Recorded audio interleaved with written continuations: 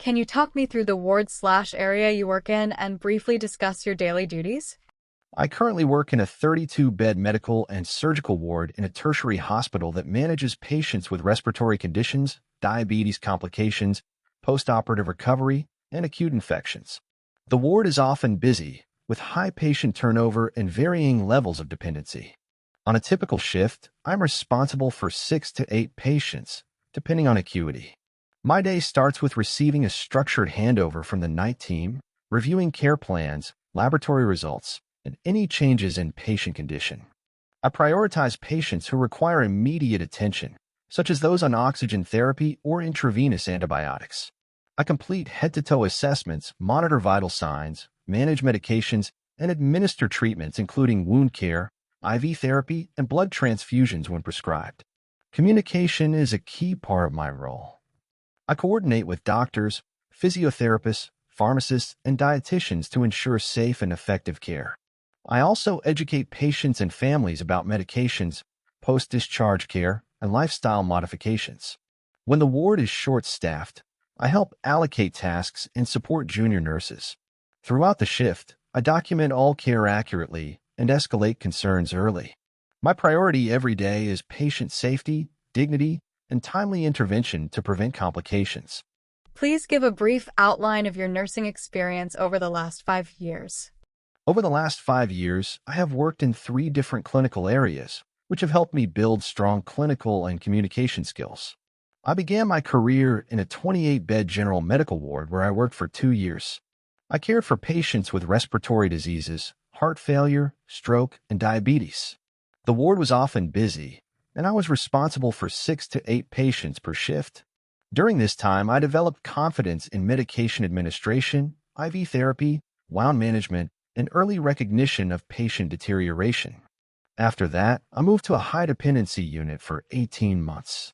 In this role, I managed critically ill patients requiring continuous monitoring, oxygen therapy, cardiac monitoring, and complex medication infusions. I worked closely with a multidisciplinary team and became more skilled in prioritizing care, responding to emergencies, and supporting families during stressful situations. For the past year and a half, I have been working in a surgical ward specializing in post-operative care. I manage pain control, monitor for complications, provide patient education before discharge, and coordinate with physiotherapists for recovery planning. These different settings have strengthened my clinical judgment, time management, teamwork, and ability to adapt to changing patient needs. Can you talk to me about how you have implemented the recent updates of your mandatory skills in your daily patient care? In my current role on a busy medical ward, keeping my mandatory skills up to date has directly improved how I care for patients each day. After completing my most recent CPR update, I became more confident in recognizing early signs of deterioration. A few months ago, one of my patients with pneumonia suddenly became unresponsive. Because of the training, I quickly assessed airway and breathing, activated the emergency response team within seconds, and started basic life support until the team arrived. The patient was stabilized and transferred to the ICU. The speed of recognition and immediate action made a clear difference. Mental health training has helped me manage patients with anxiety, confusion, and depression more effectively. For example, I cared for a post-stroke patient who became withdrawn and refused treatment.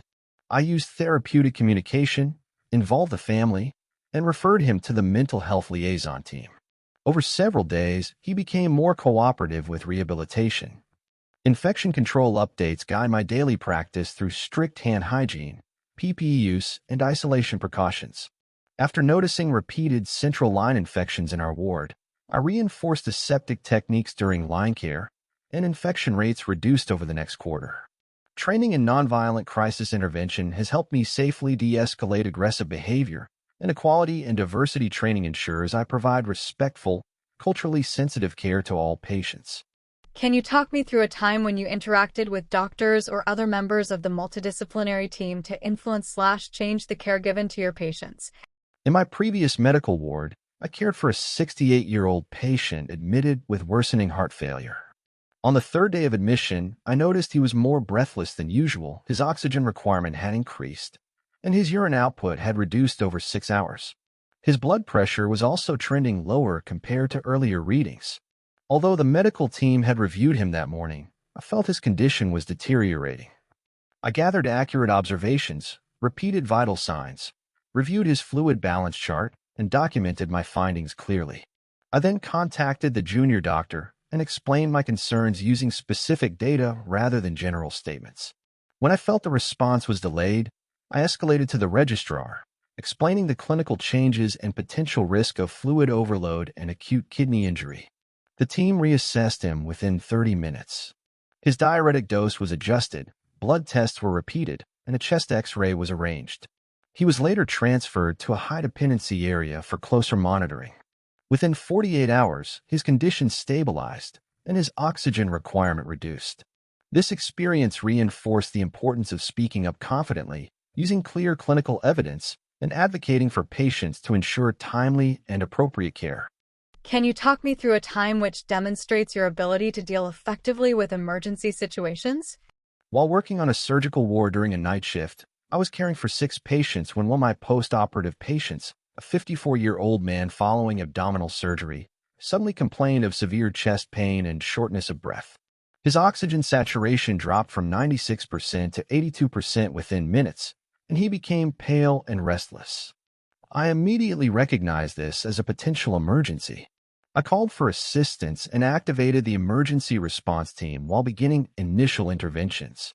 I positioned him upright, administered high-flow oxygen, and quickly assessed his airway, breathing, and circulation. I checked his vital signs, which showed tachycardia and low blood pressure.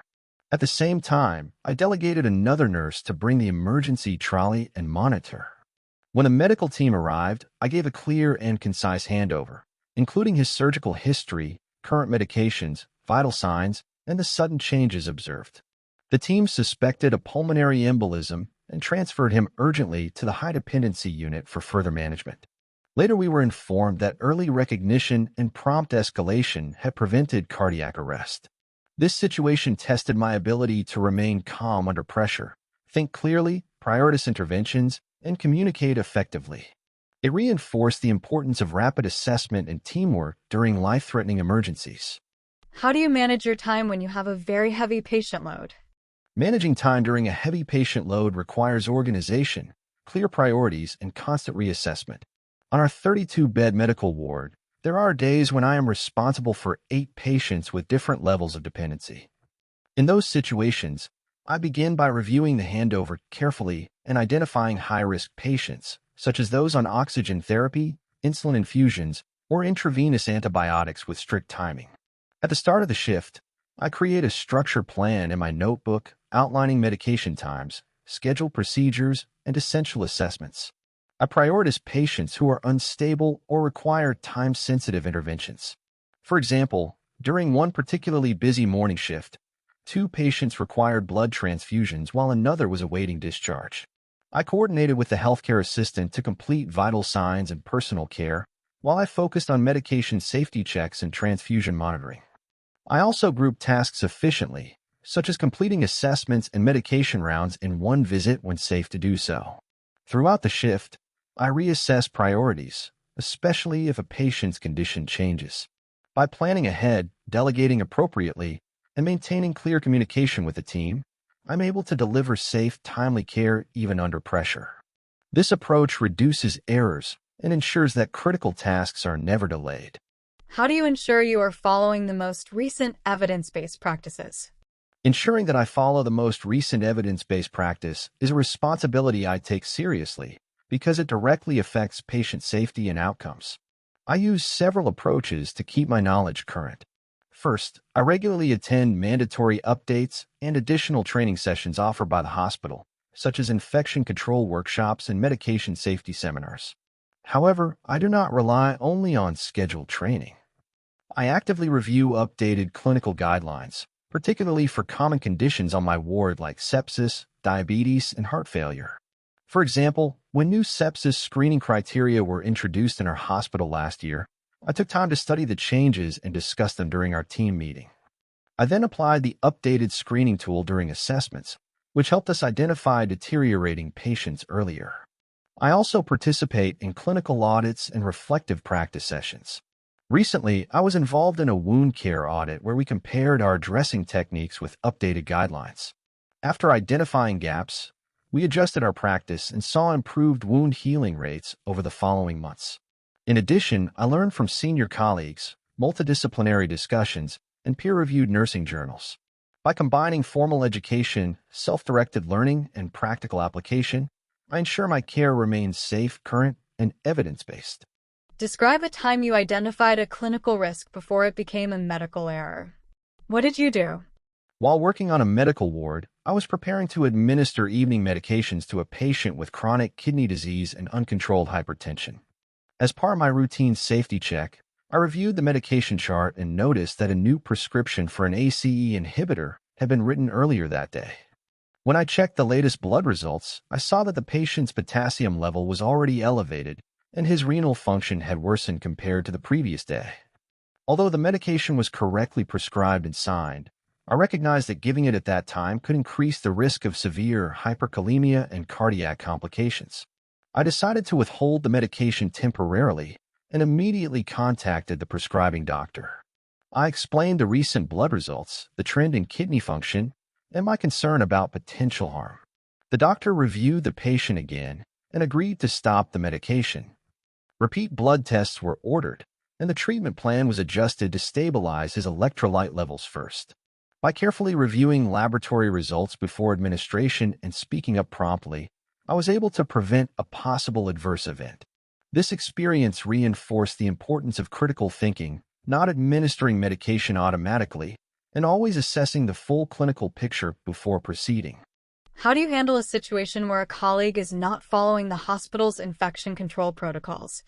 Infection control is directly linked to patient safety, so I address concerns promptly but respectfully. On one occasion in our surgical ward, I noticed a colleague preparing to access a patient's central line without performing full hand hygiene after removing gloves from a previous task. We had recently experienced an increase in line-related infections, so I was especially alert to protocol compliance.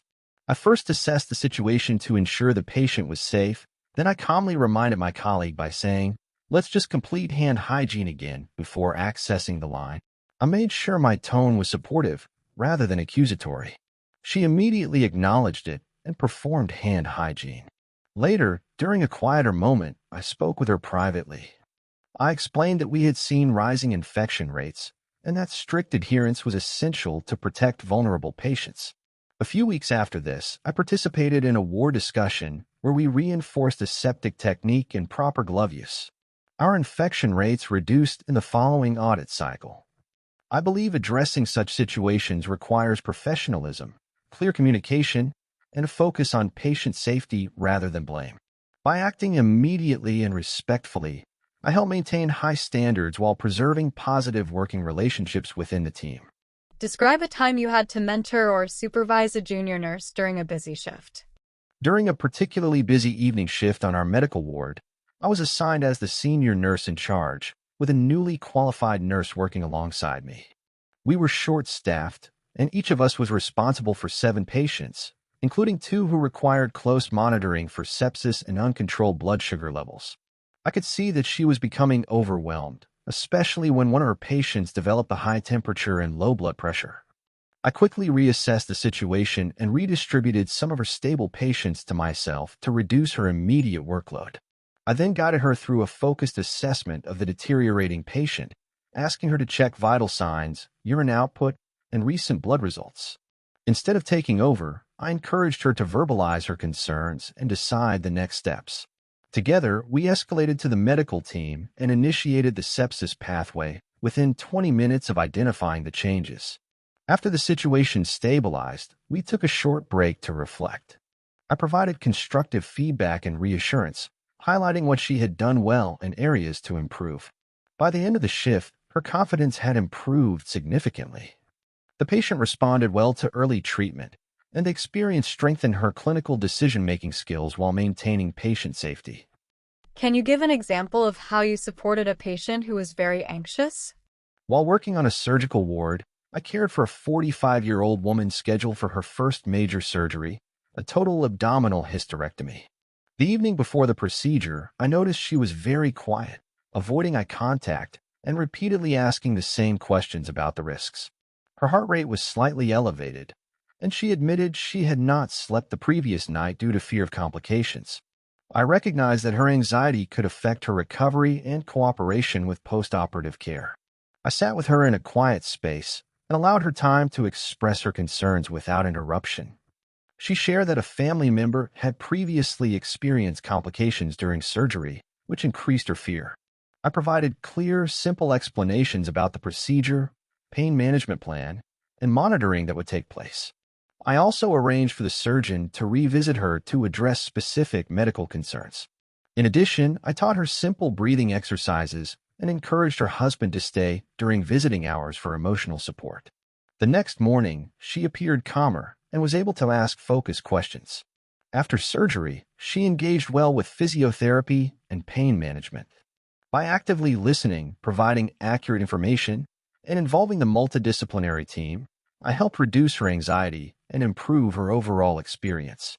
How do you communicate with a patient or family member when there is a language or cultural barrier? In my current hospital, we care for patients from many cultural backgrounds, and language barriers are common. I always prioritize clear, respectful communication because misunderstandings can affect safety and trust. Recently, I cared for an elderly patient admitted with uncontrolled diabetes who spoke very limited English. His daughter tried to translate, but I was concerned that important medical details might be missed. I arranged for a certified medical interpreter through our hospital service. Although it took extra coordination, it ensured accurate communication. During the discussion, I used simple language, avoided medical jargon, and spoke directly to the patient rather than only to the daughter. I maintained eye contact and observed nonverbal cues to assess understanding. Through the interpreter, I explained his insulin regimen, dietary advice, and signs of hypoglycemia. I then asked him to repeat the key points in his own words to confirm understanding. I also respected cultural preferences, such as involving the eldest family member in decision-making, while still ensuring the patient's consent was central. By the time of discharge, the patient demonstrated correct insulin administration, and his daughter expressed appreciation for being included appropriately. Using professional interpreters, clear language, and cultural sensitivity helps me deliver safe and respectful care to all patients. Describe a time you went above and beyond to ensure a patient's comfort and dignity. While working on a medical ward, I cared for an 82-year-old man with advanced heart failure who was admitted for symptom management. He was very weak, mostly bedbound, and required assistance with all personal care. During one evening shift, I noticed he seemed withdrawn and avoided eye contact whenever care was provided. Later, he quietly told me he felt embarrassed needing help with basic hygiene, especially as a former school principal who valued his independence. I recognized that preserving his dignity was just as important as managing his medical condition. I adjusted how I approached his care. Before each intervention, I explained clearly what I was going to do and asked for his consent, even for routine tasks. I ensured curtains were fully closed, minimized staff presence during personal care, and encouraged him to participate in small tasks such as washing his face and brushing his hair when he was able. I also arranged for a pressure-relieving mattress and extra pillows to improve his comfort and reposition him regularly to prevent skin breakdown. I spoke with the family about bringing in his own nightwear instead of hospital gowns to help him feel more like himself. Over the following days, he became more relaxed and engaged in conversation. By taking extra time and respecting his preferences, I helped restore his sense of dignity and comfort. How do you handle a patient who is unhappy with the care they are receiving? While working on a busy surgical ward, I cared for a middle-aged patient who became visibly upset and complained that his pain was not being managed properly. He felt that staff were not responding quickly when he used the call bell, and he said he was being ignored. I could see his frustration was increasing, and I understood that if not addressed promptly, it could affect his recovery and trust in the team. I first listened without interrupting and acknowledged his concerns. I apologized for his experience and reassured him that his comfort was important to us. I then reviewed his pain assessment chart and noticed that although analgesia was prescribed, the timing between doses had been longer than expected due to delays during a very busy shift. I discussed his pain management plan with the doctor, and we adjusted his medication to include regular dosing rather than waiting for severe pain. I also ensured that staff were aware to respond more promptly and checked on him more frequently during my shift. Within 24 hours, his pain scores improved significantly, and his attitude became more positive. By listening carefully, taking responsibility, and making practical changes, I was able to rebuild trust and improve his overall experience. Can you describe a time you had a disagreement with a doctor? How did you resolve it to keep the patient safe? While working in a high-dependency unit, I cared for a patient with severe sepsis secondary to a urinary tract infection. Over several hours, I noticed her blood pressure was dropping despite fluid resuscitation, and her urine output had fallen significantly. When the junior doctor reviewed her, he suggested continuing with the current plan and reassessing later. Based on the trends I was observing, I felt this delay could put her at risk of septic shock. I respectfully expressed my concerns, presenting clear data from her observation chart, fluid balance, and blood results. I explained that her lactate level had increased, and her blood pressure had remained unstable despite fluids. Although he initially felt more time was needed, I requested that we involve the senior registrar for further review. The registrar assessed the patient within 20 minutes and agreed that escalation was necessary. Vasopressor support was initiated, and she was transferred to intensive care for closer monitoring. After the situation stabilized, I spoke briefly with a junior doctor to reflect on the case. The discussion remained professional and focused on patient safety. By remaining calm, using objective clinical evidence, and escalating appropriately, I ensured the patient received timely treatment while maintaining a respectful working relationship. How do you handle hospital discipline if you notice a team member is repeatedly late or unprofessional? In my current ward, teamwork and punctuality are very important because delays can affect patient safety and workload distribution. On one occasion, I noticed a colleague was repeatedly arriving 20 to 30 minutes late for morning shifts. This meant the night staff had to stay longer, and medication rounds were delayed. At first, I observed the pattern to ensure it was not a one-time issue. When it continued over 2 weeks, I decided to address it professionally. I spoke with a colleague privately in a calm and respectful manner. I explained the impact the lateness was having on patient care and the team. I asked if there were any underlying issues contributing to the situation. She shared that she was struggling with childcare arrangements. I encouraged her to speak with a nurse manager to explore possible shift adjustments rather than continuing the pattern. I also informed the nurse in charge so that the issue could be documented appropriately, following hospital policy. Over the following month, her start times improved significantly after her shifts were slightly adjusted. By addressing the issue early, focusing on patient safety, and supporting a solution rather than blaming, we maintained professionalism while ensuring standards were upheld. Can you talk about a time you made a mistake at work? How did you handle it and what did you learn? Early in my career on a general medical ward, I made a medication timing error. I administered an antibiotic 1 hour later than prescribed because I misread the medication chart during a very busy morning round. I realized the mistake when I was documenting and cross-checking the schedule for the next dose. As soon as I identified the error, I assessed the patient to ensure there were no immediate adverse effects. Fortunately, the antibiotic was not time-critical to the minute, but I understood that any delay could affect treatment effectiveness. I immediately informed the nurse in charge and contacted the prescribing doctor to report the delay honestly. We monitored the patient closely, and the dosing schedule was adjusted to maintain appropriate intervals. I also completed an incident report according to hospital policy. After reflecting on the situation, I recognized that I had allowed interruptions during medication preparation. To prevent this from happening again, I became stricter about following the no interruption policy during medication rounds and double-checking times carefully before administration. This experience taught me the importance of accountability, transparency, and learning from errors. It strengthened my attention to detail and reinforced that patient safety must always come before fear of admitting a mistake. How do you handle a situation where two family members disagree about a patient's care plan? While working on a medical ward, I cared for an elderly patient with advanced dementia who was no longer able to make complex decisions. Two of his adult children strongly disagreed about his care plan.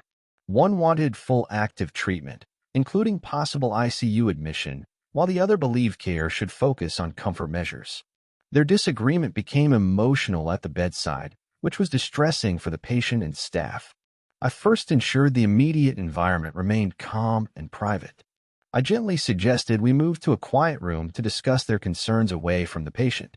I listened to each person separately at first, allowing them to explain their perspective without interruption. I acknowledged their emotions and clarified that our priority was respecting the patient's best interests and previously expressed wishes. I reviewed the documented advanced care plan and confirmed that the patient had previously expressed a preference for comfort-focused care if his condition worsened. I arranged a meeting with a consultant palliative care team and both family members to provide clear medical information and facilitate a structured discussion. After this meeting, the family reached a shared understanding and agreed on a comfort-based approach. By remaining neutral, promoting respectful communication, and involving the multidisciplinary team, I help resolve conflict while protecting the patient's dignity and wishes. Can you describe a time when you had to advocate for a patient who could not speak for themselves? While working in a high-dependency unit, I cared for a middle-aged patient who had suffered a severe stroke and was unable to speak or make decisions. He had no immediate family present during the first few days of admission. During ward rounds, there was discussion about inserting a feeding tube because he was not swallowing safely. However, I noticed in his previous medical records that he had once declined long-term artificial feeding during a prior admission. I felt it was important not to proceed without fully reviewing his documented wishes. After the round, I raised my concern with a consultant and explained what I had found in his notes. I requested that we involve the hospital's ethics team and attempt to contact extended family members before making a final decision. Over the next 48 hours, social services helped locate his sister, who confirmed that he had clearly expressed a preference against long-term artificial feeding if his quality of life was severely compromised. Following a multidisciplinary meeting, the care plan was adjusted to focus on comfort and careful hand feeding trials rather than immediate tube insertion. By carefully reviewing his history, speaking up respectfully, and involving the appropriate teams, I helped ensure that his previously expressed wishes were honored and that decisions were made in his best interests. How do you ensure the privacy and confidentiality of patient information? Ensuring privacy and confidentiality is a fundamental part of safe nursing practice. In my daily work, I follow hospital policy and professional guidelines strictly because patient trust depends on it. In practical terms, I make sure that conversations about patients take place in private areas, not in corridors or public spaces. For example, during a busy shift on the medical ward, a family member once approached me at the nurse's station asking about another patient's condition. I politely explained that I could not discuss any information without proper consent and guided them to speak directly with their relative or the responsible doctor. When documenting, I log out of electronic records immediately after use and never share passwords. I also position computer screens away from public view. During handovers, I ensure discussions happen in designated rooms rather than at the bedside if sensitive information is involved. I am also careful with physical documents, keeping notes secure and disposing of confidential papers in approved bins. When using phone communication, I verify the caller's identity before sharing any details. By consistently applying these practices, I protect patient dignity, maintain legal and ethical standards, and build trust with patients and families.